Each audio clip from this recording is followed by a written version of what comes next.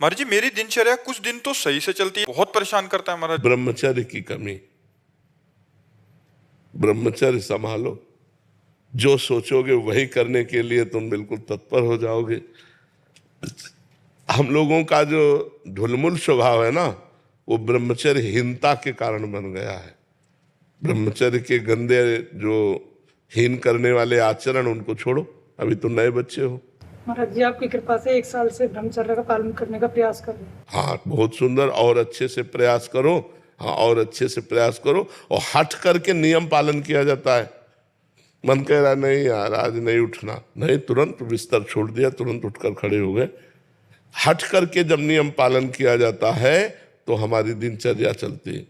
अब सोचो, अपने 12:30 बजे के लगभग जगते हैं, 1:45 बजे रोड में आ जाते हैं। अब उस समय सोने का समय होता है। भगवान की ऐसी कृपा है, 70-80 हजार लोग खड़े होते हैं, रोज खड़े होते हैं। भाई किसी दिन तिथि त्योहार में हो तो बात अलग। कितनी अभी भारत में श्रद्धा है संतों के प्रति कि लोग आकर के घंटों खड़े रहते हैं। अब हम तो निकलते हैं, मान लो 1:45 बजे वहां से लिफ्ट से तो निकले, तो घंटों पहले से खड़े, और खड़े खड़े केवल इतना, हम ऐसे गए ऐसे निकलते हुए जा रहे हैं, बस इतना देख लिया। कितनी भारी श्रद्धा है। हम तो प्रणाम करते हैं उन लोगों को, लड़का बच्चा बूढ़े माई दाई सब, और कृष्णा शरणम से लेकर राधा केली कुंज के दरवाजे तक पूरी लाइनें लगी रहती है। तो यदि हम नियम निष्ठा के लिए कड़ा स्वभाव बनाएं तो हम पार कर सकते हैं, नहीं तो मन ढुलमुल तो है ही। फिर वो 4 दिन भजन करेगा, इसके बाद 2 दिन मनोरंजन करेगा, फिर भजन करेगा, फिर वो मनोरंजन वाला रोक दो उसको और भजन वाला चला दो, तो आगे चल करके बहुत अच्छे बच्चा बन जाओगे। ठीक है, खान पान पवित्र रखो। मोबाइल रखते हो, गंदी बात मत देखना, वो टच वाला मोबाइल है, हाँ गंदी बात मत। गेम मत खेलना, गंदी बातें मत देखना, गंदे मत करना, तो बढ़िया आगे बढ़ जाओगे। नहीं तो मोबाइल में गंदी बातें देखोगे, गंदे बच्चों का संग करोगे, तो सब बेकार की बातें हो जाएंगी। ठीक है। राज जी, ग्वालियर से। श्री हरिवंश। महाराज जी, श्री हरिवंश। महाराज जी, सत्संग सुनने का आधार श्रवण, चिंतन और मनन है। महाराज जी, श्रवण और चिंतन निरंतर हो रहा है, परंतु मनन पर पूर्ण रूप से अड़ी। श्रवण निरंतर नहीं होता, चिंतन और मनन निरंतर होता है। श्रवण तो कुछ समय के लिए होता है ना। श्रवण निरंतर नहीं होता, श्रवण कुछ समय होता है, और उसका चिंतन और मनन ये निरंतर होता है। और उसका भी निरंतर चिंतन मनन नहीं होता, क्योंकि श्रवण जितना किया उसका कुछ क्षण तो चिंतन होगा, फिर विषय चिंतन होने लगेगा। इसलिए हमको नाम लाना चाहिए बीच में, नाम का निरंतर सुमिरन होना चाहिए। जो भगवान का नाम है वो निरंतर पकड़े रहे, और जब श्रवण कर रहे तो श्रवण पर चित्तवृत्ति लगा दी, फिर उसी का मनन कर रहे। मनन और चिंतन एक ही बात है, मनन और चिंतन एक ही बात है, इसमें कोई अंतर नहीं है। क्योंकि वही मन जब संकल्प विकल्प करता है तो मनन करता बन जाता है, और वही जब एक तार चिंतन करता है तो चित्त बनकर चिंतन कर देता है। एक ही अंतःकरण है जिसे 4 भागों में वृत्ति के कारण विभाजित किया गया।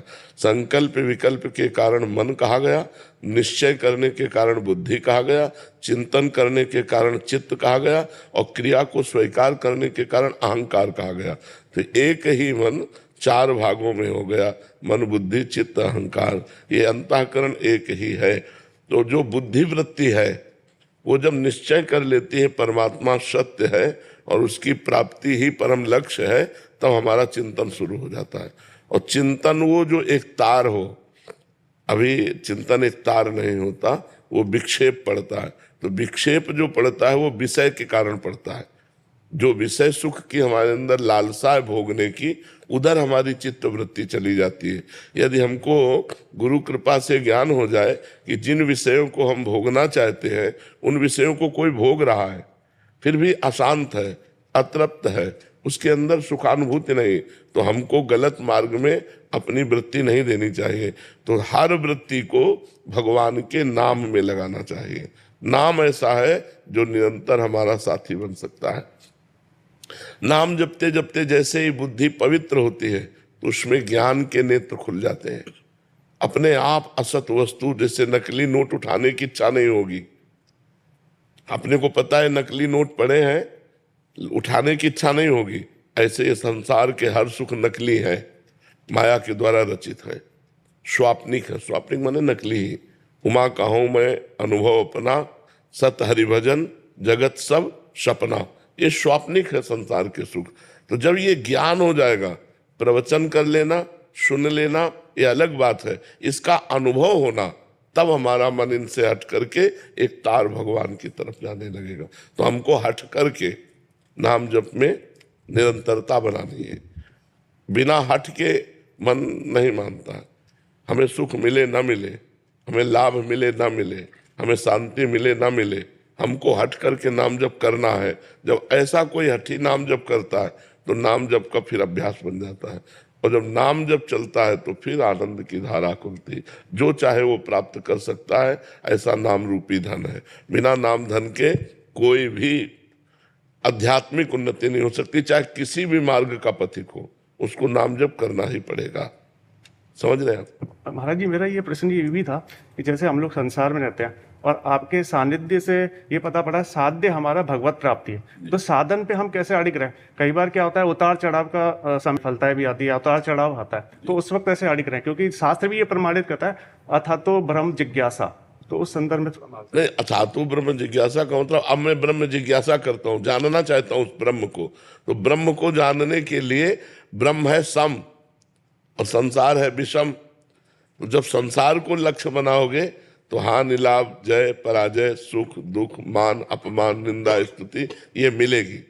तो आप दुखी होंगे, सुखी होंगे, हर्षित होंगे, शोकित होंगे। मान मिला हर्षित हो गए, अपमान मिला शोकित हो गए, जय हुई सुखी हो गए, पराजय हुई दुखी हो गए। और यदि आप ब्रह्म की वृत्ति धारण किए तो ब्रह्म है सम। आप सुख में भी सम और दुख में भी सम, क्योंकि आपको दोनों को पता है, दोनों ये नाशवान है। सुख भी नाशवान है और दुख भी नाशवान है। यहाँ की जय भी पराजय है और पराजय भी जय है, इनका कोई अर्थ नहीं है। आप चाहे जितने बड़े पदाधिकारी हो, शरीर छूटा फिर क्या है? जब शरीर ही छूट गया तो आपकी सब विद्या गई और सब पद गया, सब धन दौलत गई, सब मकान, मित्र, परिवार, अधिकार सब चला गया। तो एक बार महाराज जनक जी शैया में सोए हुए थे, तो उन्होंने स्वप्न में देखा कि वो बहुत गरीब हो गए, भूख के मारे व्याकुल हो गए। किसी तरह उन्होंने कुछ दाल चावल मांगे और उसे मिट्टी की हाड़ी में पका रहे थे। वो पकने वाली ही थी कि दो सांड लड़ते हुए आए और वो सब खिचड़ी नष्ट हो गई। और वो ऐसे व्याकुल हुए, पूछो जो ही व्याकुलता हो, इसमें आँख खुली तो देखा राजा का वैभव। तो उनका ये सत्य कि वो सत्य। सभा में आए बड़े बड़े विद्वान बैठते थे, उनसे पूछा ये सत्य कि वो सत्य। अब ये और वो का तात्पर्य कोई जाने तो उसका निर्णय करे। उनका भाव था ये सत्य जो देख रहा हूं या जो स्वप्न में देखा वो सत्य। अब बड़े बड़े विद्वान इसका उत्तर नहीं दे पाए। तो महामुनि अष्टावक्र मुनि, अभी नवीन अवस्था थी, अपने पिता को मुक्त कराने के लिए राजा के जनक जी के दरबार में आए। सबने हंसी की। तो पहले ही उन्होंने कहा कि हमने तो सुना था जनक का दरबार ज्ञानियों का दरबार है, यहाँ तो हमको सब चमड़े की पहचान और मांस की पहचान करने वाले दिखाई दे रहे हैं। तो उन्होंने कहा कि ऐसा आप कैसे कह सकते हैं? विद्वानों ने कहा। तो बोले हंसे क्यों आप लोग? तो बोले आप 8 जगह से टेढ़े। तो बोले हाँ, हमारे स्वरूप को देखा क्या? हमारे शरीर को देखा तो शरीर में क्या है? चाम हड्डी मांस। तो यही चीज देखने वाले आप लोग हो। आप लोग ज्ञानी तो हो नहीं, क्योंकि ज्ञानी स्वरूप देखता है, शरीर नहीं। अब सबके होश उड़ गए कि बालक कोई साधारण नहीं। तो जनक जी से कहा हाँ जनक बोल, तेरा क्या प्रश्न है? तो उनका ये सत्य कि वो सत्य। बोले ना ये सत्य ना वो सत्य। जब तू जागृत में था अपने को राजा देख रहा था, थोड़ी देर में स्वप्न में गया तो भिखारी देखा, सब कुछ दुखमय लगा। लेकिन जब जगा तो फिर राजा देखा, तो जो कुछ ही क्षण में असत्य हो जाता है वो सत्य कैसे हो सकता है? तो ये सत्य न हो सकता। अष्टावक्र गीता का उपदेश करके जनक जी को परम बोध प्रदान किया महामुनि अष्टावक्र जी ने। तो ये जब हमारे ज्ञान में आ जाता है कि न जय सत्य न पराजय सत्य, न मान सत्य न अपमान सत्य, तो ब्रह्म की जिज्ञासा रखने वाला सम को प्राप्त होता है। समता, उस समता को प्राप्त होकर के वो समदर्शी महात्मा, चाहे गृहस्थ हो चाहे विरक्त हो, वो महात्मा ही है। वो समदर्शी महात्मा सुख दुख के ऊपर विचरता है ब्रह्म में, ना कि मायाकृत द्वंद्वों में। वो द्वंद्वातीत अवस्था को प्राप्त हो जाता है। अब इसके प्राप्त करने के लिए हम गृहस्थ हैं, हमारे द्वारा सारे कर्म हो रहे हैं, परिवार का पोषण करना, अर्थ के लिए प्रयत्न करना, लेकिन ये सब माया का नाटक है, ये जानते हुए ये सत्य नहीं है। जैसे एक नाटक में थोड़ी देर के लिए तुम राजा बना दिए जाओ, या थोड़ी देर के लिए तुम कोई कुछ भी रोल दिया जाए, तो आपको पता है ये रोल मैं कर रहा हूं, मैं सत्य में राजा नहीं हूं। ऐसे ही आपको पता है मैं आत्मस्वरूप ब्रह्मस्वरूप हूं, मेरा ये कर्तव्य नहीं है। ये जो कर्तव्य हो रहा है मायाकृत है, 3 गुणों के अंतर्गत है, इसलिए वो कर्तव्य करता हुआ भी ज्ञानी अकर्ता रहता है। वो सुख दुख के बीच में रहता हुआ भी वो सुख दुख का भोगता नहीं रहता। पर ये बात केवल प्रवचन से समझ में नहीं आएगी, साधना करनी पड़ेगी।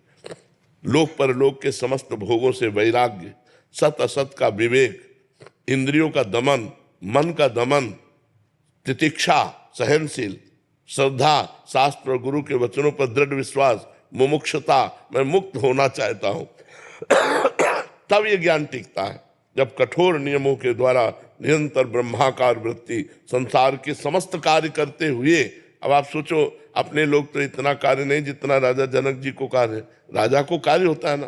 कोई सोचे कि ज्ञानी महापुरुष क्रिया रहित है बाहर से, तो ऐसा नहीं, वो क्रियापरायण होते हुए भी कर्ता भाव रहित है। कोई सोचे भक्ति कैसे हो सकती गृहस्थी में। अम्बरीश जी चक्रवर्ती सम्राट महाभागवत, राजा जनक जी परम ज्ञानी, दोनों एक महाभक्ति में और एक ज्ञानी में, दोनों चक्रवर्ती सम्राट राजा होते हुए भी अपने कार्य को कर रहे हैं। इसका मतलब है क्रियाएं गुणानुगुण वर्तन्ते मनुष्या पार्थ सर्वसा। क्रियाएं मायाकृत हैं और मैं उसका दृष्टा हूं, मैं करता नहीं हूं। तो कर्ता और भोक्ता भाव रहित महापुरुष ही ज्ञानी होता है, चाहे वो गृहस्थ में हो चाहे वो विरक्त में हो। ये भगवत मार्ग है। इसके लिए जरूरी नहीं कि कपड़ा बदला जाए, इसके लिए जरूरी उद्देश्य बदला जाए, हमारे विचार बदल जाए, हमारा चिंतन बदल जाए। समझ रहे हैं आप? मानसी जी महाराष्ट्र से। राधे राधे। श्री राधे महाराज जी, आपके चरणों में कोटि कोटि प्रणाम। महाराज जी, मेरा प्रश्न है कि जो महापुरुष मुक्ति स्वीकार नहीं करते, उनका कार्य मृत्यु पर्यंत किस प्रकार चलता है? महाराज जी, इनका शायद ऐसा भाव है कि जो गुरुजन होते हैं, मतलब अपना शरीर जब त्याग करते हैं तो उसके बाद वो कैसे, मतलब देखो, मोक्ष भक्तजन ही स्वीकार नहीं करते, सिर्फ भक्तजन। नहीं, स्वीकृति की बात नहीं है, तुम्हारा अधिकार होगा तो मोक्ष हो जाएगा, पर मोक्ष भक्तजन स्वीकार नहीं करते। क्यों? उनकी भगवान में आसक्ति होती है। जिसकी कहीं भी आसक्ति नहीं होती, भगवान में भी आसक्ति नहीं होती, उनका मोक्ष होता है। भक्तों की भगवान में आसक्ति होती है। जैसे भरत जी की राम जी के चरणों में आसक्ति है। तीर्थराज प्रयाग से कह रहे, 4 पदार्थ भरा भंडारू, अर्थ धर्म काम मोक्ष, ये चारों पदार्थ आपके भंडार में भरे, आप राजा हैं, तीर्थ राजा हैं, और मैं आपसे मांग रहा हूं। क्या मांग रहा हूं? अर्थ न धर्म न काम रुचि, गति न चहो निर्वाण, जन्म जन्म रति राम पद, यह वरदान नान। सीता राम चरण रति मोरे, अनुदिन बढ़े अनुग्रह तोरे। हे तीर्थराज प्रयाग, मुझे न अर्थ चाहिए, न धर्म चाहिए, न काम चाहिए, न मोक्ष चाहिए। मेरा बार बार जन्म हो, लेकिन रघुनाथ जी के चरणों में प्रेम हो, सीताराम के चरणों में प्रेम हो। तो जो भगवान का प्रेमी भक्त होता है वो मोक्ष त्यागी होता है। सालोक के सारिष्ट, सामीप्य, सायुज्य, एकत्व, 5 प्रकार के मोक्षों का त्याग करके वो यही चाहता है कि भगवान के चरणों में प्रीति हो, भले नरक जाना पड़े। श्रीमद् राधा सुधानिधि में लिखा है, यत्र यत्र मम जन्म कर्म भीर नारके परमे पदे अथवा राधिका रत निकुंज मंडली तत्र तत्र हृदय में विराजताम। मेरा जहां जहां कर्म के अनुसार जाना हो, चाहे नरक जाना हो चाहे परम पद जाना हो, पर हे लाडली, जो आप अपनी सहचरियों के साथ, लालजू के साथ हमारे हृदय में स्फुरित होती रहे, बस इतनी जरूरत है। राधिका रथ निकुंज मंडली तत्र तत्र हृदय में विराजताम, चाहे यत्र यत्र मम जन्म कर्म भी नार के परमे पदे थवा। ये ही जोनि जन्मो कर्म बस, तहा राम पद अनुराग हो। भक्त का ये लक्ष्य होता है, इसलिए उसको मोक्ष नहीं प्राप्त होता। और मोक्ष सुख का जो ज्ञानी महापुरुष है वो भी भगवान के प्रेम सुख के लिए ललचाता है। देखो सनक सनंदन सनातन सनत कुमार ज्ञानी महापुरुष है ना, भगवान के दर्शन करने जय विजय ने जब रोक दिया तो साप दिया कि नहीं, कितनी बड़ी उनके अंदर लालसा है भगवान के दर्शन की, कि ऐसे थोड़ा रोक दिया तो असहनीय हो गया और उन्होंने साप दे दिया, जाओ 3 जन्म के लिए तुम राक्षस भाव को दैत्य भाव को प्राप्त हो। तो भगवान का रूप ऐसा है, जब जनक जी ने परम ज्ञानी है ना और भगवान राम जी को देखा तो देखते ही उनका ब्रह्मानंद में लगा हुआ मन राम रूप में आसक्त हो गया। तो विश्वामित्र जी से कह रहे हैं, इन्हीं विलोकत अति अनुरागा बरबस ब्रह्म सुख ही मन त्यागा। इनको देखते ही मेरे मन में अनुराग आ गया और बलात् मेरा मन हटकर ब्रह्म सुख से राम रूप सुख का अवलोकन करने में लग गया, जबकि सहज विराग रूप मन मोरा। मेरा मन सहज बैरागी, जैसे अपने लोगों का मन सहज भी सही है, ऐसे जनक जी कह रहे सहज विराग रूप मन मोरा। मेरा मन सहज वैरागी और ऐसे चितह रहा जैसे चकोर चंद्रमा को देखता है, तो क्या ये वही पर ब्रह्म है? तो विश्वामित्र जी इशारे से कहते हैं आपने ठीक जाना। तो राम जी मुस्कुरा देते हैं कि हमारा रहस्य मत खोलिए। तो बोले ये हमारी यज्ञ रक्षा के लिए चक्रवर्ती सम्राट अवधपति महाराज दशरथ के पुत्र ये राम है, ये लक्ष्मण है। तो ब्रह्म सुख से भी सर्वश्रेष्ठ सुख भगवान का प्रेम सुख है। इसीलिए प्रेमी जनों ने मोक्ष का परित्याग किया। न मोक्षास्याकांक्षा भव विभव वांछा पिचन में, न मुझे मोक्ष की आकांक्षा है और न इस संसार के भोगों की आकांक्षा है, वो भक्त होता है। महाराज जी इसमें एक प्रश्न था, मतलब इस साधक की तरह से पूछ रहा हूँ महाराज जी। महाराज जी जैसे गुरुजन जब शरीर से चले जाते हैं महाराज जी, जैसे हरिवंश महाप्रभु जी हैं महाराज जी, हम उनसे प्रार्थना कर रहे हैं तो वो उसी रूप में, और अगर हम इस दृष्टिकोण से देखें तो महाराज जी वो तो पूरा उनमें मिल गए हैं और वहां चले गए हैं, तो अनुभव कौन कराता है? भगवान। भगवान जैसे हम उड़िया बाबा के दर्शन करना चाहें तो हमारे भगवान उड़िया बाबा का रूप रख करके आएंगे और वैसे ही वार्ता करेंगे, वैसे ही दर्शन देंगे। पूरा अनुभव वैसा ही होगा? पूरा अनुभव, क्योंकि पहले भी उड़िया बाबा भगवान ही थे, अब वो भगवान में लीन हो गए तो भगवान ही वही रूप धारण करेंगे। सब जीव भगवत स्वरूप है, हर जीव भगवत स्वरूप है, वो अपने स्वरूप को भूलकर स्त्री पुरुष माने हुए हैं। तो जब हम किसी भी रूप की आकांक्षा करते, किसी भी रूप की आकांक्षा करें, जाकी रही भावना जैसी प्रभु मूर्ति देखी तिन तैसी, हम जैसी भावना करेंगे भगवान वही रूप रख कर हमें साक्षात्कार करा देंगे। एक मिनट, तो ऐसा है कि महात्मा अगर उन्होंने देह भी छोड़ दिया तो भी उनका कार्य वैसे ही जैसे पहले देहधारी थे, जो कार्य वो करते थे वही चालू रहता है क्या बाद? हाँ, भगवान के निज धाम में जाकर के उनको सेवा मिलती है। जिस भाव की सेवा करते, जैसे मान लो दास्य भाव में रहे तो दास्य भाव की सेवा मिलेगी, सख्य भाव रहे तो सख्य भाव की सेवा मिलेगी, वात्सल्य भाव में रहे तो वात्सल्य भाव की सेवा मिलेगी, सहचरी भाव, गोपी भाव, जिस भाव की उनके अंदर प्रधानता रही है वही भाव में उनको वहां जाकर के सेवा मिलेगी। और जिस धाम के इष्ट के आसक्ति में रहे उसी धाम में जाएंगे। जैसे राम रूप में आ सकते तो साकेत धाम जाएंगे, भगवान श्री गोपी वल्लभ के रूप में आ सकते हैं तो गोलोक धाम जाएंगे, राधा वल्लभ के रूप में आ सकते हैं तो निकुंज धाम जाएंगे, शिव रूप में आ सकते हैं तो कैलाश धाम जाएंगे। ये सब भगवान के दिव्य धामों में जाकर अपने अपने आराध्य देव को जिस भाव से लाल लड़ाते थे वही सेवा उनको मिल जाती है। पर वो शरीर चिदानंदमय होता है, वो मरने जीने वाला, खाने पीने वाला, सोने जागने वाला, घटने बढ़ने वाला नहीं होता। अपरिवर्तनशील जैसे सच्चिदानंद भगवान का दे, ऐसे वो भाव दे में सच्चिदानंद दे से सच्चिदानंद भगवान की सच्चिदानंद में भावों के द्वारा सेवा करते रहते हैं।